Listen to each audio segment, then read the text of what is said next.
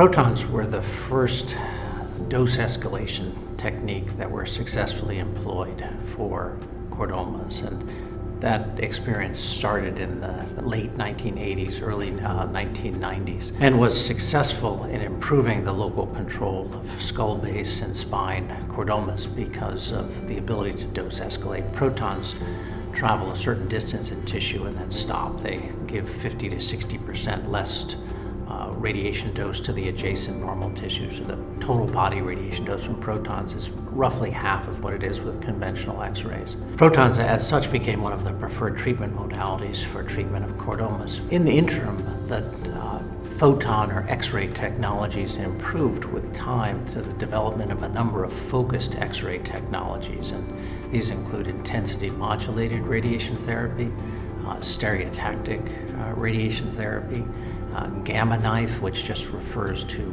focused radiation using cobalt sources in a specially designed machine that are focused at the tumor. The cyber knife, which is similar to the gamma knife, except it uses a rotating linear accelerator and image guidance.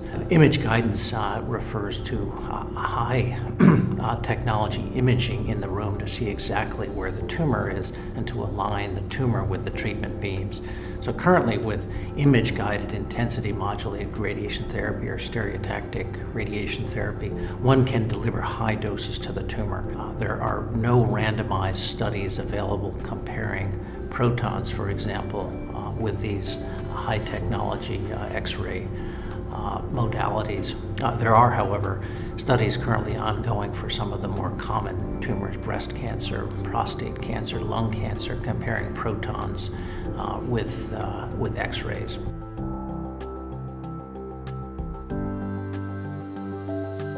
The reason for using proton therapy in chordomas is either whether it is in the skull base, the spinal column, or the sacrum, is because protons have a finite range in tissue, and most often these chordomas arise very close to critical structures like the brainstem, the optic chiasm in the skull base. Then the cervical spine, we have the spinal cord. In the thoracic, in the lumbar spine, you come across the spinal cord, as well as the kidneys and the bowel. And in the sacrum, we have the bowel loops.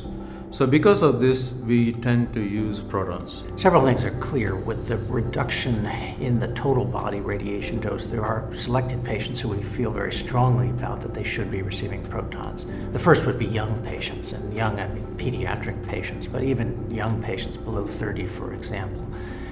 One of the consequences of radiation therapy to normal tissue is a radiation-associated second malignancy. It's an uncommon event, but the longer that you're going to live, so if you're a young person and you might be living another 70 or 80 years, you're at risk for a very long time, and the risk for radiation-associated malignancy goes up over time. As a practicing physician for the last 10 to 11 years in protons, and I have access to other forms of radiation, but I personally use proton therapy and most recently the active pencil beam scanning treatment method.